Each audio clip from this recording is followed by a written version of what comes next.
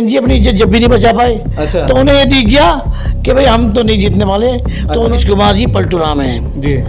और जब उन्होंने देखा कि आज यहाँ गठबंधन मजबूत होगा, तब तेजस्वी के हाथ मिला लिया। इतने लोग इधर उधर भाग रहे हैं, इन्हें भागने दीजिए, इससे गठबंधन का क्या फर्क पड़ा है? इंडिया गठबंधन है ये।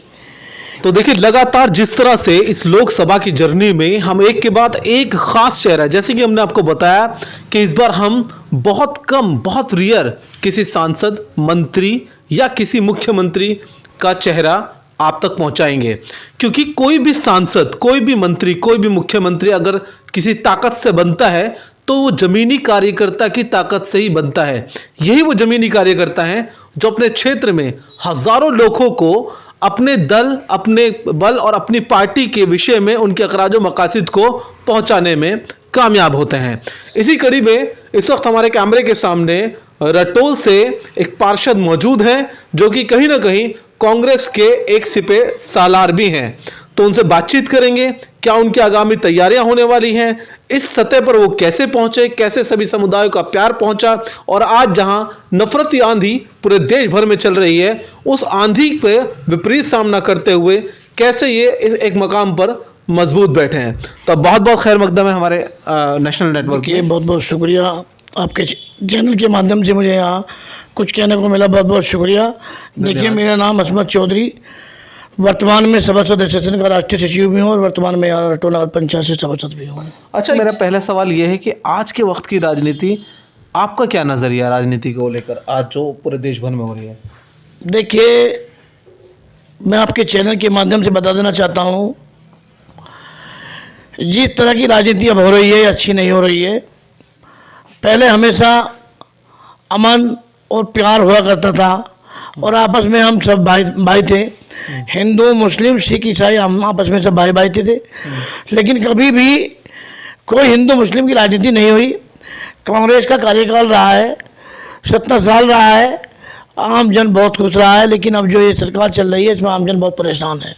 अच्छा, नहीं, लेकिन अगर हम मौजूदा आपके क्षेत्र की बात करें, रटोल की बात करें या रटोल के आसपास के क्षेत्र की बात करें, तो हमने देखा कि यहाँ पर कभी भी कोई ऐसे असामाजिक दंगा नहीं हुआ, असामाजिक कोई बातचीत नहीं हुई, असामाजिकता नहीं फैली। कोई भी मामला रहा हो तो हमेशा लॉ एंड ऑर्डर ने कंट्रोल करके दिखाया है। तो उसकी क्या बड़ी वजह आपको लगती है, ताकि दूसरे भी ऐसे क्षेत्रों में जहाँ पर इस तरह की छुटमुट घटनाएं सुनने को मिलती रहती हैं, आपके पास से, आपके क्षेत्र से एक बड़ा मैसेज जाए? देखिए, हमारे क्षेत्र की तो यहाँ, मैं उत्तर प्रदेश में नहीं कह रहा, मैं हिंदुस्तान की मिसाल दे रहा हूँ कि हमारे यहाँ गंगा जमुना की तरीके पे प्यार है। 24 से में हमारा रटोल नगर पंचायत जाना जाता है, मुस्लिम बहुल क्षेत्र है। लेकिन कभी भी हमारे यहाँ दंगा नहीं हुआ है। यहाँ शिवरात्रि का त्यौहार आता है या दीपावली आती है, हम लोग बड़े हर्ष उल्लास के साथ खुशी से मनाते हैं। और जो हमारे हिंदू समाज के भाई हैं, ईद का और बकरा ईद का त्यौहार आता है तो हम लोगों के पीछे होकर हम सब मिलजुल के मनाते हैं। तो यह दंगा क्यों होगा? हम हमेशा क्षेत्र में जुड़े रहते हैं। क्षेत्र की जो बड़ी बड़ी महान शख्सियत हैं वे हमें प्यार देती हैं, हम उनको प्यार देते हैं, क्योंकि वो हमारे बड़े भाई हैं। और कभी भी ना दंगा हुआ ना होगा। बिल्कुल, आपने बहुत अच्छी बात कही। और मैं अपने सभी क्षेत्रवासियों से अपील करना चाहता हूँ कि जैसा कि दिल्ली में अभी जुमे के दिन नमाज हो रही थी, एक शर्मनाक घटना हुई है, बहुत शर्मनाक घटना थी। हमारे कांस्टेबल को ऐसा नहीं करना चाहिए था। मस्जिद में नमाज अदा हो रही थी, देखो पूरा हिंदुस्तान देख रहा है, उन्होंने ठोकर मारी। किसी भी धर्म के हमें ठोकर मारने का अधिकार नहीं है। और मैं सभी से हाथ जोड़कर अपील करना चाहता हूँ, सभी क्षेत्रवासियों से, देशवासियों से अपील करता हूँ कि शांति और माहौल को बनाए रखें। जो भी दंड देगा वो कानून कार्रवाई से उन्हें मिलेगा। नहीं, उसको सबसे पहले तो फौरी तौर पर जो है उसको सस्पेंड किया गया। और मेरी नॉलेज में बिल्कुल वो हादसा, हमने बिल्कुल कवरेज की थी वहाँ पर। और मनोज दरोगा जो क्षेत्रीय वहाँ का चौकी इंचार्ज था, ये शर्मनाक हरकत उसके जरिए की गई थी। उसने एक बेहद घटिया हरकत की, शर्मनाक हरकत की, और उस घटिया हरकत की उसको सज़ा फ़ौरन मिली, सस्पेंड किया गया। लेकिन साथ ही मेरे ही चैनल पर वहाँ पर लगातार कई लोगों ने इस बात को भी कहा कि इबादत करने के लिए मस्जिद का अंदर परिसर है, अंदर जगह है, तो फिर बाहर रोड पर नमाज पढ़ने की क्या, हालांकि मैं खुद निंदा करता हूं और मैं खुद भी धार्मिक प्रवृत्ति से जो है वो मुस्लिम हूं, लेकिन मैं पहले एक भारतीय नागरिक भी हूं, तो उस एतबार से रोड पर नमाज पढ़ने का क्या औचित्य बनता है, ये भी एक सवाल लोग पूछ रहे हैं, तो उसके बारे में क्या कहेंगे? देखिए, नमाज अदा हो रही थी, ये जो है मनोज जो कांस्टेबल थे उनकी बहुत बड़ी गलती है। दरोगा थे, इंचार्ज साहब थे, और तत्कालीन उन्होंने शासन ने मुझे जो है सस्पेंड भी किया। बिल्कुल ठीक बात। और मैं आपके चैनल के माध्यम से बता देना चाहता हूँ, जैसे हमारे शिव भक्त शिव कवाड़ी चलते हैं, हाँ। हम ही लोग जगह जगह फूल माला लेकर, मुस्लिम समुदाय के लोग, आप ये कहना चाहते हैं? हाँ, मुस्लिम समुदाय के लोग पूरे हिंदुस्तान में, मैं ना कि उत्तर प्रदेश में कह रहा हूँ, क्योंकि मैं भी यहाँ अपने यहाँ से, मेरे यहाँ से कावड़े निकलते हैं, मेरे क्षेत्र के लोग होते हैं, मुझे बड़ा आनंद आता है उनकी सेवा करने के लिए। अच्छा। क्योंकि इतने लंबे सफर करके वहाँ आए हैं, पैदल चलते हैं, हाँ, वो शिव भक्त हैं, तो ये आस्था है। बोझ भी होता है, कलश भी लेके चलते हैं, जी, ये आस्था है। तो खुदा भगवान सब एक ही है, और हम लोगों को घिनौनी हरकत नहीं करनी चाहिए। मैं शासन प्रशासन से अपील करना हूँ, उन्हें बहुत कड़ी से कड़ी सजा दी जाए, और ऐसा आगे कोई कदम ना उठे।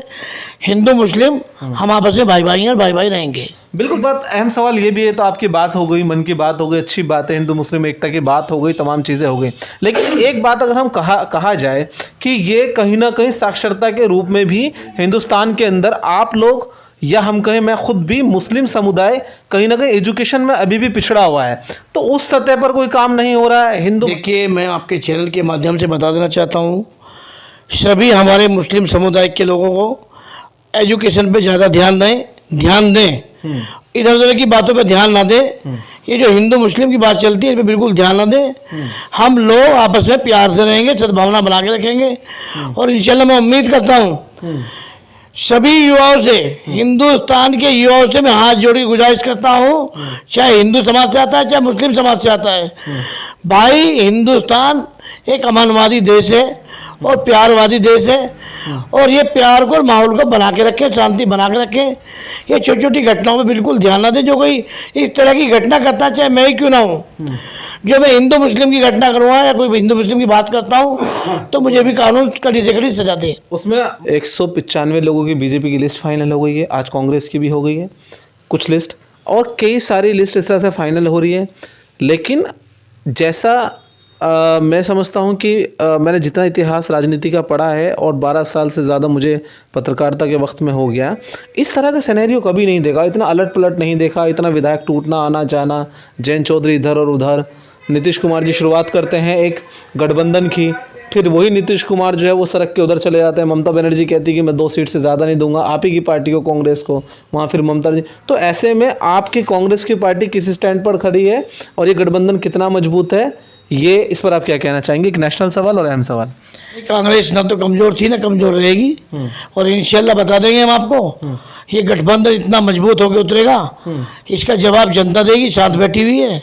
नीतीश चले गए कोई बात, जाने दो, जैन चले गए कोई फर्क नहीं। जैन जी का तो मामला ये लटोल नगर पंचायत नहीं 72 से वोट दी थी जैन जी को, जैन चौधरी जी को यहाँ से 72 से वोट दी थी। अच्छा। लेकिन इतना गस्से का चुनाव था वो, लेकिन जैन जी अपनी इज्जत जब भी नहीं बचा पाए। अच्छा। तो उन्हें ये दिख गया कि भाई हम तो नहीं जीतने वाले, तो उन्होंने यार राजकुमार सागवान जी को उतार दिया। तो उन्हें, यानी आपका कहना मतलब ये है कि उन्होंने लास्ट मोमेंट पे जो है कहीं ना कहीं अपने आप को जो है वो हिफाजती खेमे में चले गए।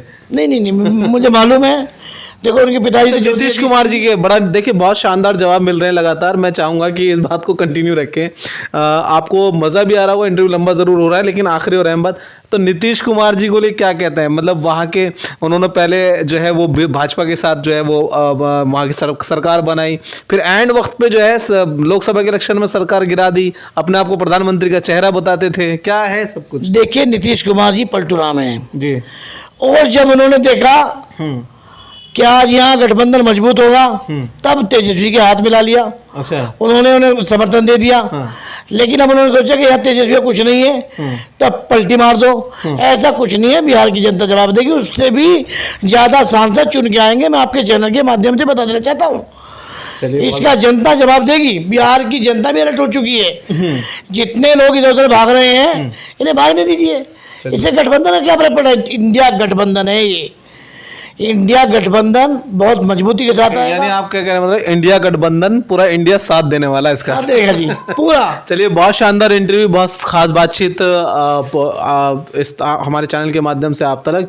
और मैं समझता हूँ कि तमाम इस तरह से एक मैंने मुहिम, एक मेरा शुरू में मैंने तमाम अपने चैनल को टैगलाइन करके एक कम्युनिटी गाइडलाइन में मैंने कहा था कि इस बार आप मुझे नहीं देखेंगे किसी सांसद के साथ, बहुत रेयर कभी कोई सांसद मिलते तो मैं इंटरव्यू आपको पहुंचा रहा हूं, लेकिन ये वो चेहरे हैं, ये वो तमाम लोग हैं जो हर चेहरे के पीछे कहीं ना कहीं हजारों वोटों की ताकत होती है। अब इस ताकत को लेकर ये कहां और कैसे किसके साथ खड़े होंगे, वो तमाम जो है आप तक और आपके तमाम उन कमेंट का शुक्रिया कि जिस तरह से हम पूरे देश भर के अंदर ये चेहरे आप तक पहुंचा रहे हैं।